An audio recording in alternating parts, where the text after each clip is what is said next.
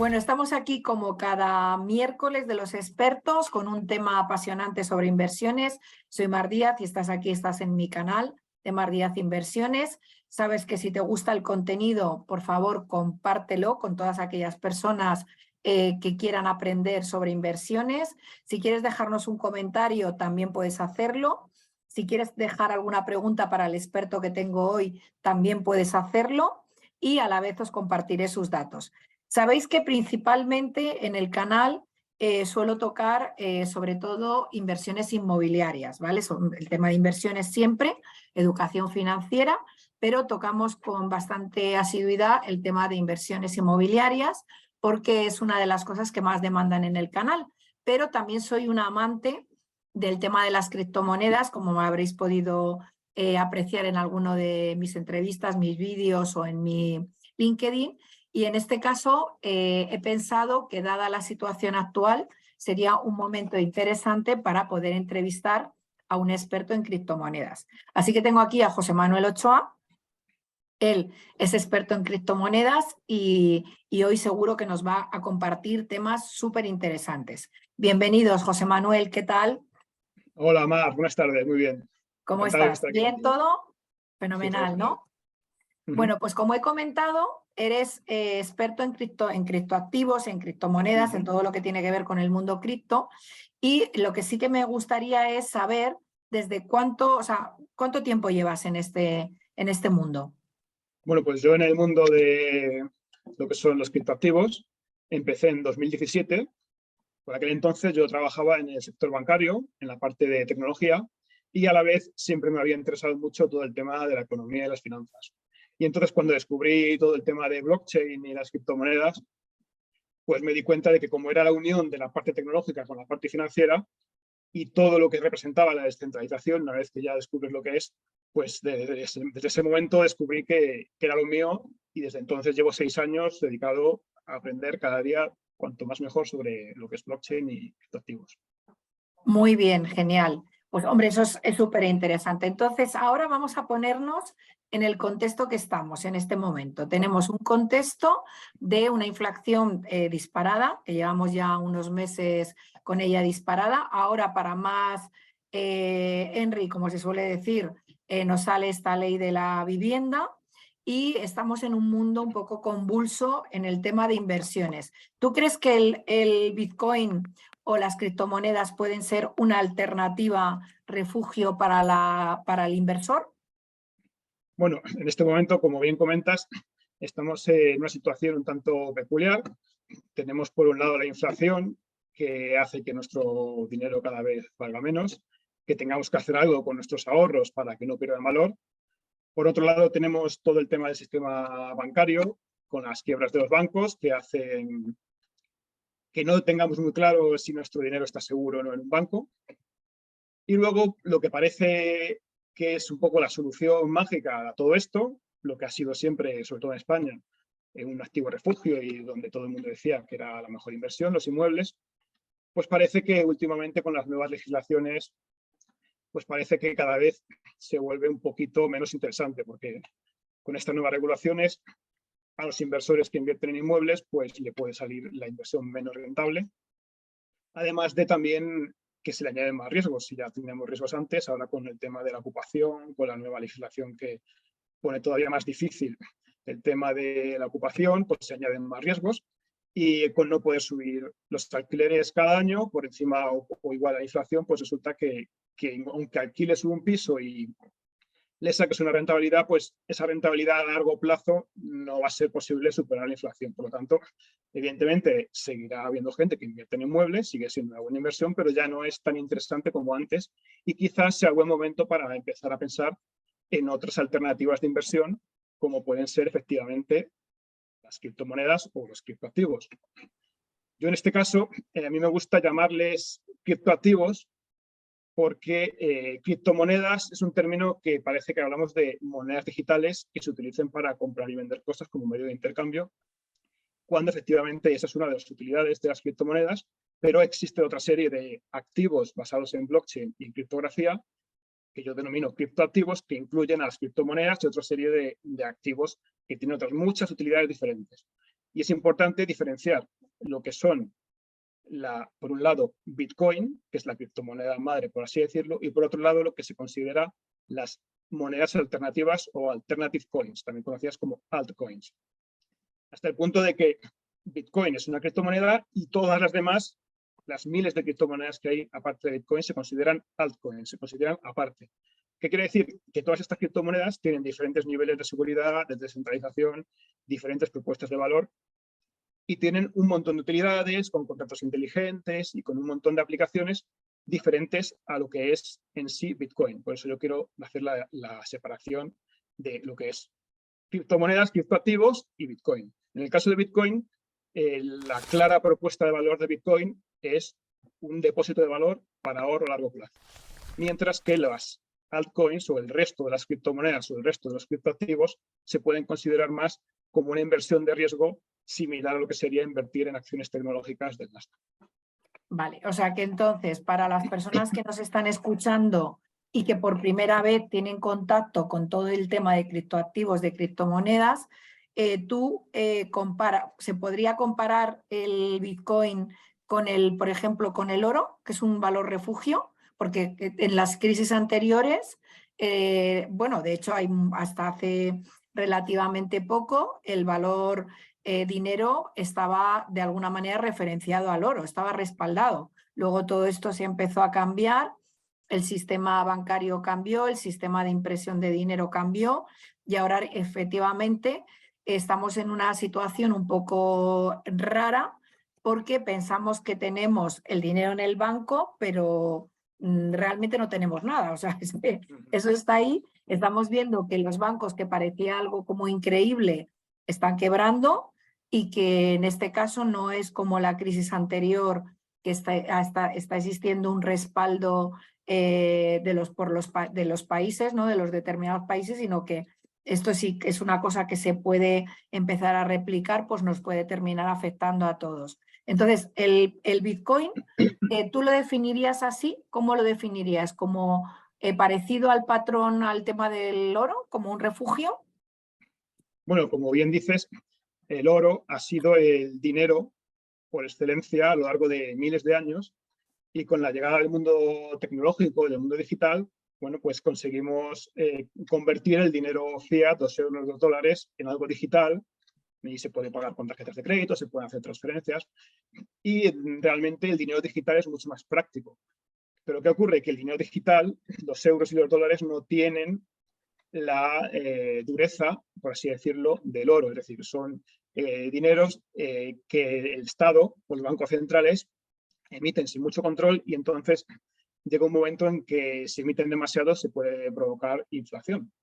¿Qué ocurre con el oro? Que el oro tiene un suministro fijo y predecible, que es lo que durante todos estos años le ha permitido ser el mejor dinero de la historia. Entonces, ¿qué ocurre? Que con la llegada de Bitcoin se creó un dinero digital, pero con cualidades muy similares al oro. Es decir, si con Bitcoin tenemos un dinero que se ha creado con características para imitar al oro en cuanto a su independencia, en cuanto a su escasez, y a la vez se le dan digamos, las aptitudes, los atributos del dinero digital, pues tenemos un dinero que tiene lo bueno del oro, la escasez y la independencia, con lo bueno del dinero digital, que es que se puede transferir a cualquier parte del mundo, en cualquier momento, y que es mucho más práctico y más cómodo de usar que el oro en sí. ¿Con esto qué tenemos? Pues que si entendemos que Bitcoin es una evolución del oro, un oro digital, pues podemos decir que tenemos un oro mejor, un oro 2.0, al que podemos denominar Bitcoin. ¿Qué ocurre? Que cuando tú comentas que si el Bitcoin es un activo refugio como el oro ha sido en las últimas crisis, bueno, pues yo te tengo que decir que lamentablemente a día de hoy todavía no es un activo refugio.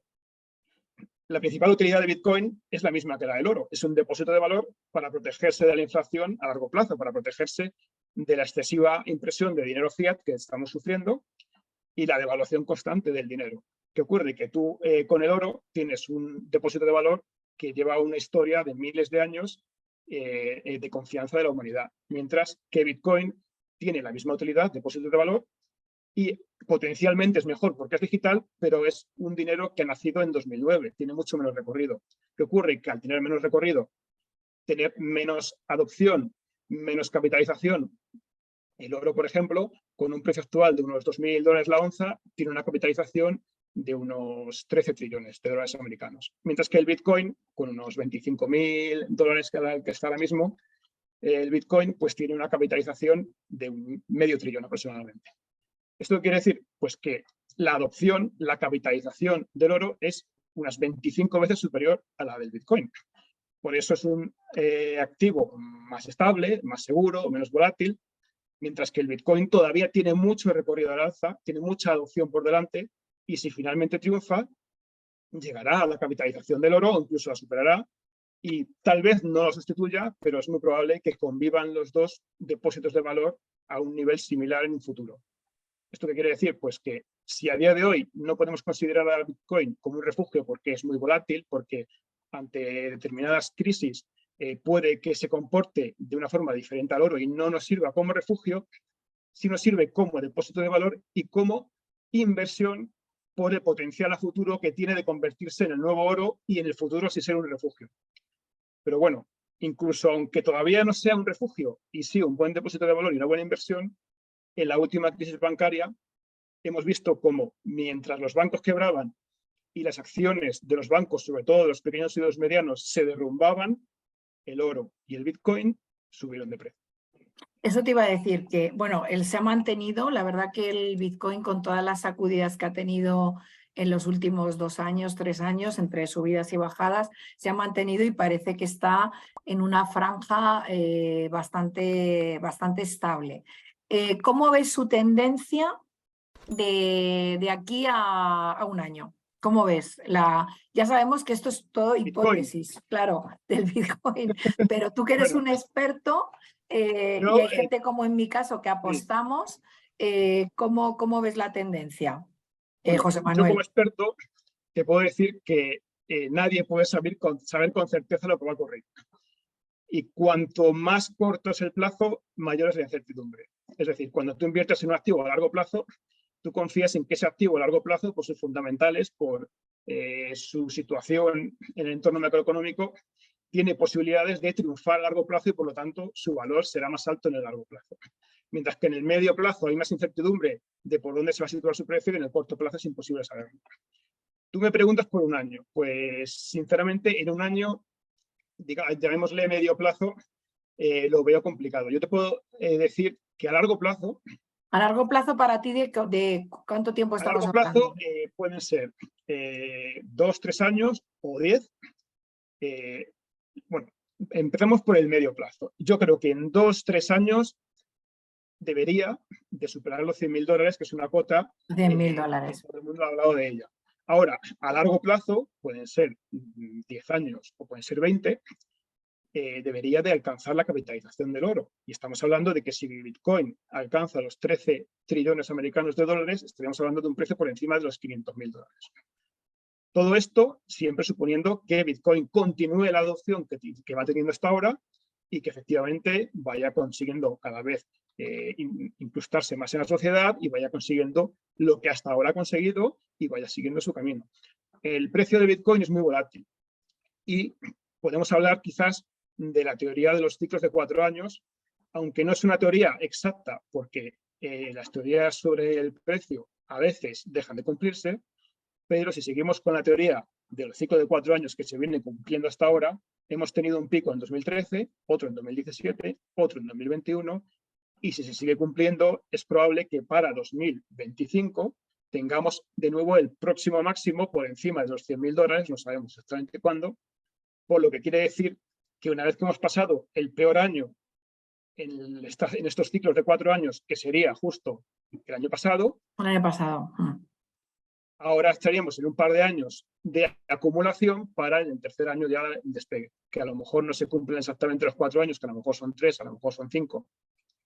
En cualquier caso, si vemos la gráfica de Bitcoin a largo plazo, una vez pasado todo lo que llaman bear market que hemos tenido el año pasado, ahora mismo, en mi opinión, y sin ser un consejo de inversión, para mí es el momento de empezar a acumular poco a poco Bitcoin para el día que llegue el subidón, probablemente después del próximo halving, pues estar ya dentro y no hacer lo que hace mucha gente de ahora que Bitcoin esté bajo no me interesa y cuando esté alto y si todo el mundo habla de Bitcoin, comprarlo cuando esté alto. Lo suyo es comprarlo cuando está bajo y no cuando está alto y luego baja el precio, con miedo vendes y al final acabas vendiendo más barato de lo que compraste. Se supone que lo que hay que hacer es comprar barato y si alguna vez vendes, que sea con beneficios, no con pérdidas.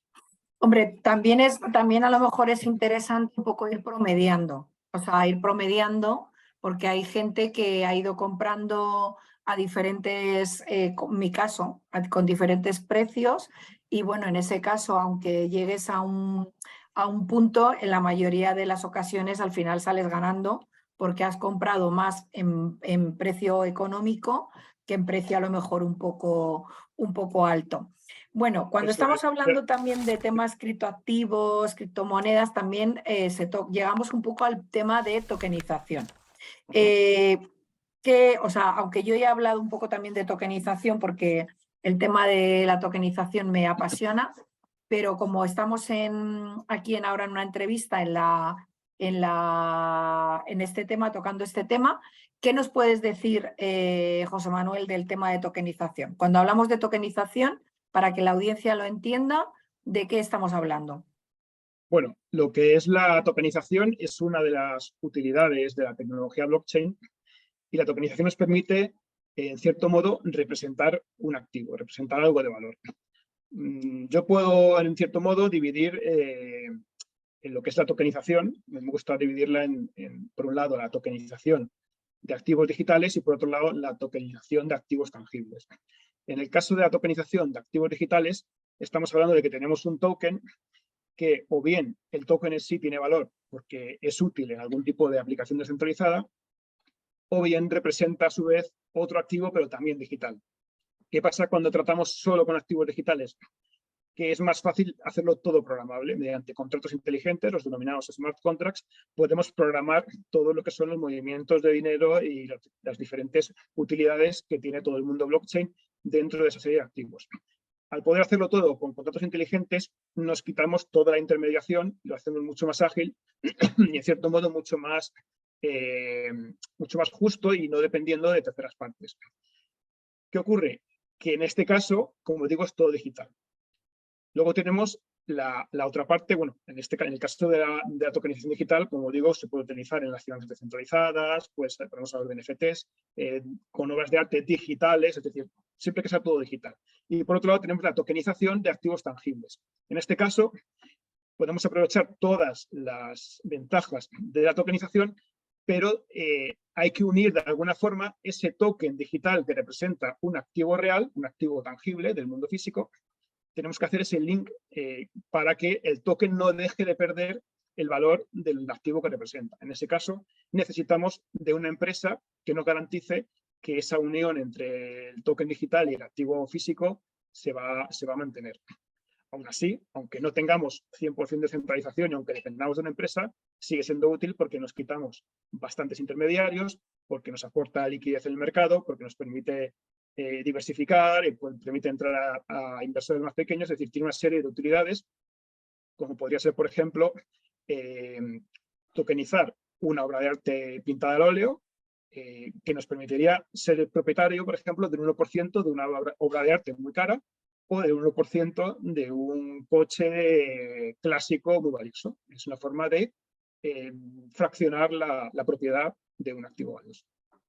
Esa parte es muy interesante. Bueno, si os está gustando lo que estáis viendo, dejarnos un like y compartirlo con otras personas, porque el compartir beneficia a todos. Y si queréis ver más vídeos, pues suscribiros a mi canal.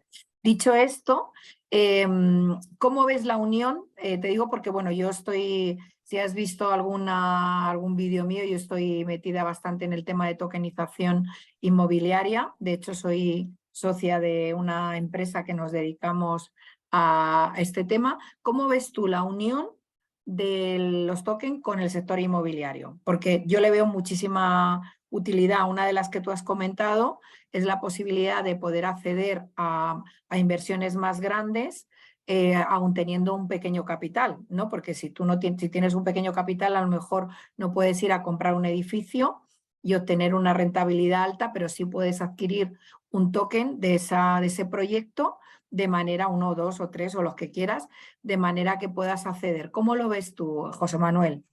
Pues efectivamente, la tokenización de inmuebles te permite, como inversor, acceder mucho más fácilmente, de una forma mucho más ágil, a la inversión en activos inmuebles, porque si eres un inversor pequeño, puedes permitirte invertir en inmuebles que a lo mejor antes no podías, o si eres un inversor que se podía permitir invertir en inmuebles, a lo mejor, gracias a la tokenización, te interesa más diversificar y en lugar de invertir en un inmueble, invertir en 5 diferentes, la quinta parte de lo que invertirías en uno solo.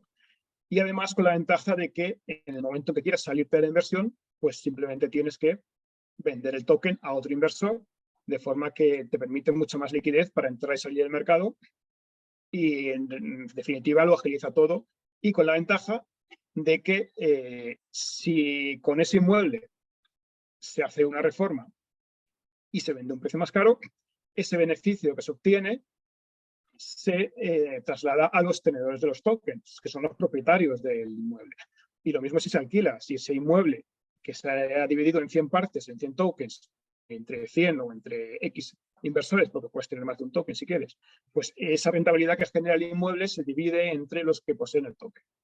A mí me parece muy interesante, pero como he dicho antes, ¿qué ocurre?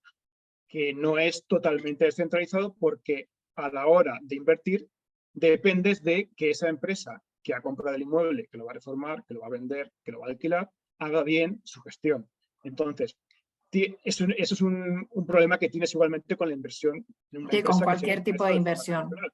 Entonces, tienes que tener los mismos cuidados que con la inversión tradicional con una empresa, es decir, elegir bien la empresa que va a gestionar esa inversión, porque Sí. de la gestión de esa empresa depende del éxito, pero con todas las ventajas que hemos comentado de liquidez, de acceso Sí. y de diversificación, que es el plus que le da la tecnología blockchain y la tokenización a todo esto. Hombre, es que es similar a si entras en una inversión por participación o un crowdfunding, o sea, es lo mismo, pero efectivamente se agiliza. Bueno, pues para terminar la entrevista, porque más o menos ya estamos en los tiempos que no me gusta extenderme más de X minutos, que está estadísticamente comprobado que es lo que la gente presta atención. ¿Qué les podrías dar como último consejo, bueno, o llámalo como tú quieras, o recomendación a la audiencia que nos está viendo? Bueno, espero que lo que hemos hablado pues les haya servido para Súper aprender algo interesante. acerca de lo que hemos hablado, les haya parecido interesante. Y si no han aprendido, por lo menos que les haya entrado curiosidad por conocer todo este mundo tan apasionante del blockchain, de los criptoactivos y de Bitcoin. Y mi recomendación es que para todo el mundo que quiera empezar en esto, o incluso los que ya han hecho alguna inversión, para mí veo súper importante conocer bien la criptomoneda principal, que es el Bitcoin, cómo funciona por dentro, todo, cómo le afecta el entorno macroeconómico, estrategias de inversión. Yo creo que es súper importante conocer Bitcoin, conocerlo a fondo, porque si eres un inversor en diferentes criptoactivos, Bitcoin debería de ser la criptomoneda o el criptoactivo que más peso ocupe en tu cartera. Y si decides invertir solo en Bitcoin, pues bueno, pues puede ser el complemento, un porcentaje de tu cartera compuesta por otra serie de activos más tradicionales, acciones, inmuebles, y puedes utilizar Bitcoin como única criptomoneda, como hemos dicho, como una forma a la vez de ahorro a largo plazo y de inversión a largo plazo por las expectativas que tiene de en un futuro convertirse en el nuevo oro digital. Entonces, como digo, sobre todo, no invertir una cantidad demasiado grande que te haga entrar en pánico ante la volatilidad y los diferentes movimientos de Bitcoin.